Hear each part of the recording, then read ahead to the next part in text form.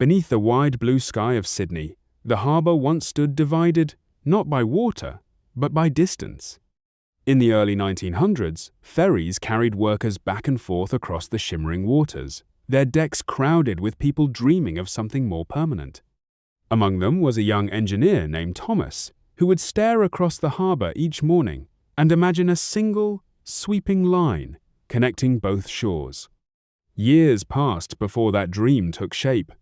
Then, one day, the plans arrived bold, ambitious, almost impossible.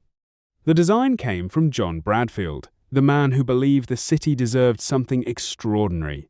Steel would rise where only waves had ruled. Construction began in 1923.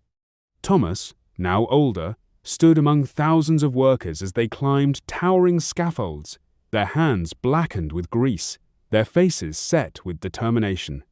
Piece by piece, they built the great arch of the Sydney Harbour Bridge, each rivet hammered into place like a heartbeat echoing across the water. It wasn't easy. There were days of blistering heat, days of howling wind, and moments when the structure seemed too vast to ever meet in the middle. But still, they pressed on two halves of a dream stretching toward each other. And then, in 1930, it happened. High above the harbour, the two sides finally touched. The workers cheered, their voices carried across the water, as if the city itself had found its missing piece.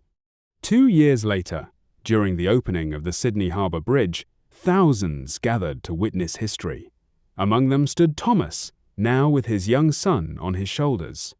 "Did you build it?" the boy asked, eyes wide with wonder. Thomas smiled. "We all did." As people walked across the bridge for the very first time, it became more than steel and stone. It became a symbol of persistence, unity, and the courage to dream beyond what seemed possible.